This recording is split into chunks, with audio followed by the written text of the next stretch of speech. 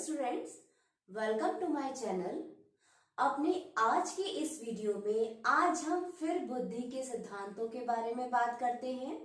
बुद्धि के सिद्धांतों में जो हमने अब तक पढ़े वो था हमारा बुद्धि का एक कारक सिद्धांत और बुद्धि का द्विकारक सिद्धांत, यानी कि यूनिफैक्टर थ्योरी और two factor theory of intelligence. आज हम बात करेंगे अपनी मल्टी फैक्टर थ्योरी की और हम बात करेंगे फिर उसके बाद ग्रुप फैक्टर थ्योरी की और उसके बाद हम बात करेंगे हायरार्किकल थ्योरी की। ये थ्योरियां जो हैं वो बुद्धि की संरचना में बहुत ज्यादा इंपॉर्टेंट है और बुद्धि के सिद्धांतों में इन्हीं बातों का सबसे ज्यादा वर्णन आपके इंटेलिजेंस के कॉन्सेप्ट में किया जाता है। तो जब हमने बुद्धि का यूनिफैक्टर थ्योरी का अध्ययन किया था उसमें ये माना गया था कि बुद्धि एक ही समूह कारक है और एक ही स्वतंत्र चर है, इसका कोई और अस्तित्व नहीं है। जो भी है उसका अणु परमाणु जो भी उसके कारक हैं, जो भी उसकी बातें हैं, वो स्वयं में एक है। उसके बाद में जब हमने टू फैक्टर थ्योरी को पढ़ा तो उसमें ये कहा गया कि बुद्धि के सिद्धांत में दो कारक काम करते हैं, एक जी कारक यानी कि जनरल कारक और दूसरा एस कारक यानी कि स्पेसिफिक कारक यानी कि विशिष्ट कारक।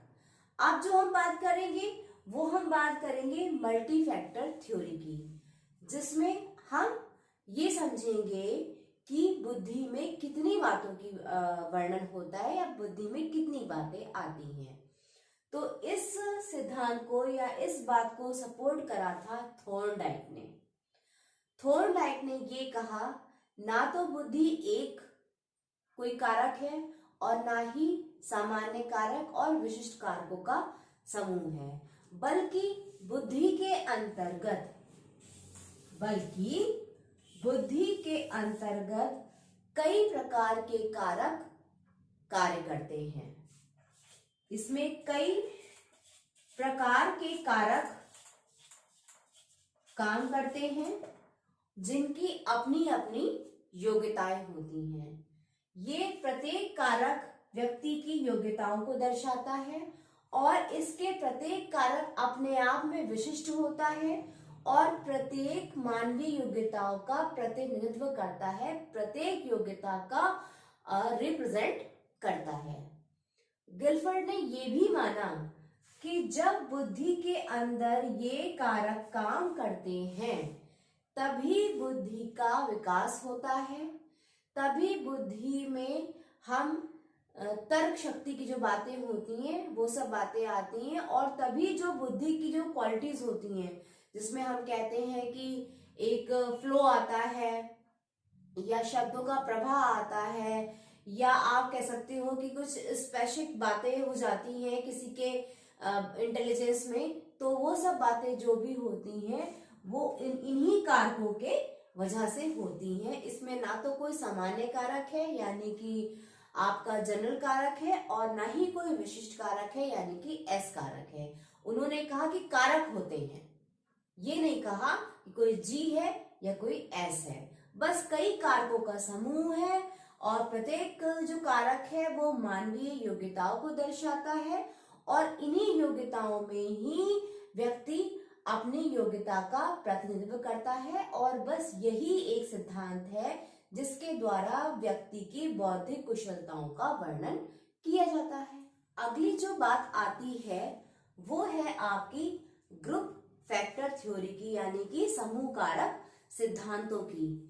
इस समूह कारक सिद्धांत में जो टू फैक्टर थ्योरी है और जो गिलफर्ड की मल्टी फैक्टर थ्योरी है उसका बिल्कुल समन्वय रूप है, क्योंकि जब टू फैक्टर थ्योरी में जब ये कहा गया कि स्पेशल और सामान्य कारक होते हैं और जब इसमें कहा गया मल्टी फैक्टर थ्योरी में कि कुछ कारक होते हैं, तो इन दोनों के बीच का समन्वय किया गया और थर्स्टन ने इस बात को सपोर्ट करा।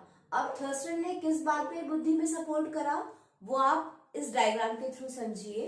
उन्होंने कहा कि बुद्धि की क्रियाओं में मानसिक क्रियाएं होती हैं और जो प्राथमिक क्रियाएं होती हैं उनका समन्वय होता है, उसी के बाद में बुद्धि का संचालन होता है। अब उन्होंने ये कहा जो प्राथमिक क्रियाएं, हम मानसिक क्रियाओं को प्राथमिक क्रियाएं कहेंगे और उन्हीं के द्वारा हमारी जो अन्य क्रियाएं हैं वो पूरी होंगी। तो उनका मानना था कि मानसिक क्रियाएं और प्राथमिक कारक ही वो बातें होती हैं जो बुद्धि को संचालित करती हैं। डायग्राम के थ्रू आप समझने की कोशिश कर सकते हैं। उन्होंने कहा प्राथमिक कार्य और मानसिक क्रियाएं, ये मान लीजिए P फॉर प्राथमिक कार्य और M फॉर मानसिक क्रियाएं। फिर साथ में P फॉर प्राथमिक कार्य आया और फिर मानसिक क्रियाएं आई, फिर प्राथमिक कार्य आया और फिर उसके बाद में मानसिक क्रियाएं। यानी कि जब प्राथमिक कारक काम करेगा तब उसके साथ में मानसिक क्रियाएं काम करेंगी। बिना प्राथमिक कार्य के मानसिक क्रियाएं काम नहीं करेंगी। ये मानना था हमारे इस ग्रुप फैक्टर थ्योरी को समझने वालों का। देखिए, फिर प्राथमिक कार्य और फिर मानसिक क्रियाएं। तो इस सिद्धांत के अंतर्गत इन शॉर्ट ये कहा गया कि कुछ प्राथमिक कार्य होते हैं और उन्हीं के आधार पर मानसिक क्रियाएं कही जाती है या मानसिक क्रियाओं का संचालन होता है। बुद्धि के अन्य सिद्धांत में जो सिद्धांत आया वो है आपका हिरार्चिकल थ्योरी यानी कि पदानुक्रमिक सिद्धांत। इस सिद्धांत में ये बात कही गई कि सामान्य कारक भी काम करते हैं, विशिष्ट कारक भी काम करते हैं, प्राथमिक कार्य भी काम करते हैं और मानसिक क्रियाएं भी काम करती हैं। इस सिद्धांत को सपोर्ट किया था हमारे मनोवैज्ञानिक फिलिप बर्नर ने। फिलिप बर्नर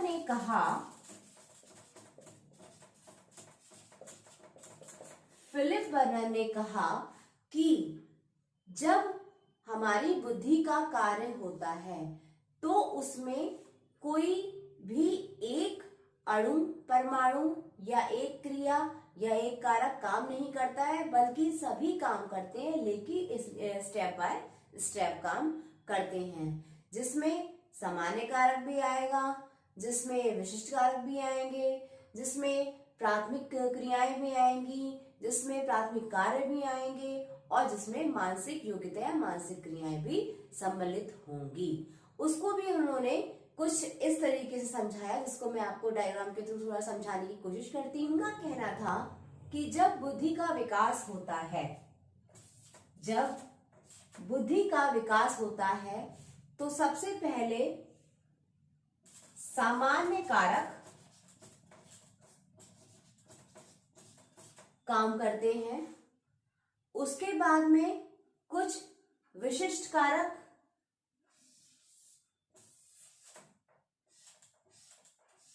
काम करते हैं। ये हो गए आपके विशिष्ट कारक काम करेंगे और विशिष्ट समूह कारकों के बाद में जो काम करेंगे वो काम करेंगे आपके लघु समूह कारक काम करेंगे, लघु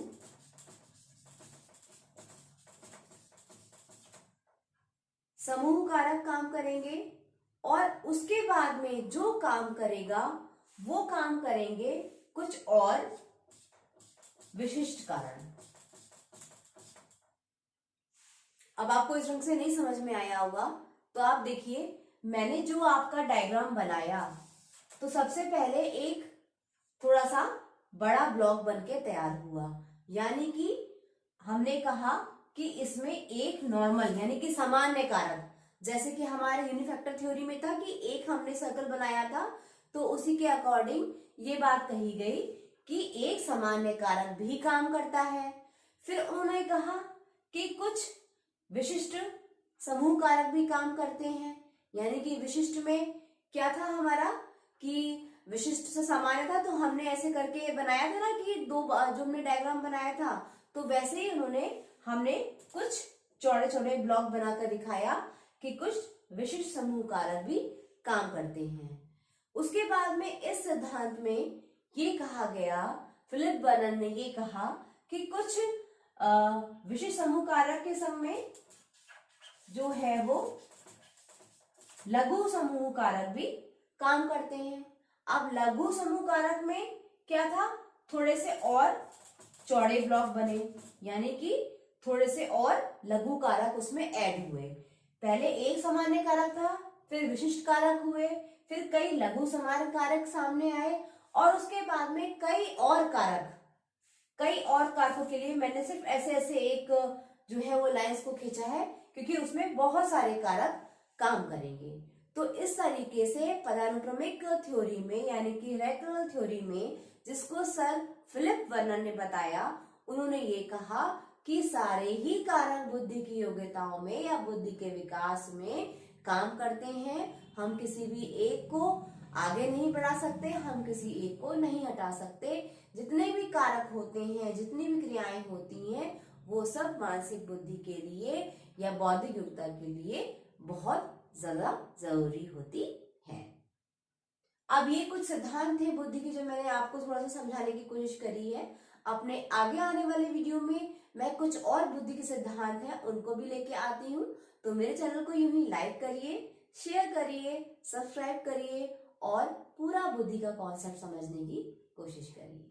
थैंक यू।